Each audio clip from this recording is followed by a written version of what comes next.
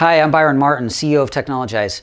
With all the raw emotions and fears going on right now, the bad guys are really trying to take advantage and exploit that. I've got 4 tips for you around securing your Office 365 and Google G Suite.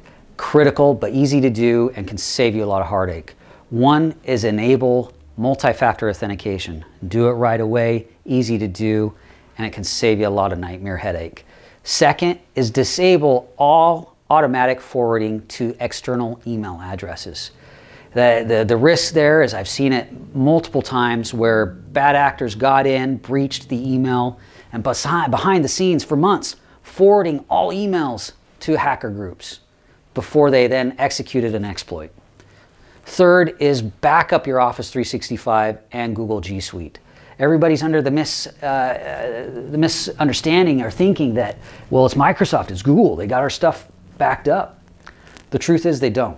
They have some backups, they've got redundancies, but the reality is if you do something or inadvertently or a user does something and your email's gone in the cloud, they won't guarantee they'll get that back for you. I've seen it and it's not pretty, so you got to use a third party. You look at the fine print, they don't guarantee that. 4th is real simple again. Disable all international logins. If you don't do business internationally, if you don't have workers internationally, disable logins. Guess where all the hackers are at? Well, they're all foreign. So you block that off at the door, they're not getting in to your email. So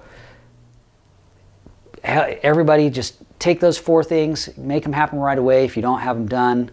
Again, they're really trying to exploit the fears and concerns and emotions right now, and you don't want to compound that with a breach. It's popping up all over the news right now. Take care as a community. If there's anything I can do, happy to help, happy to answer questions for free. Just here to do what we can.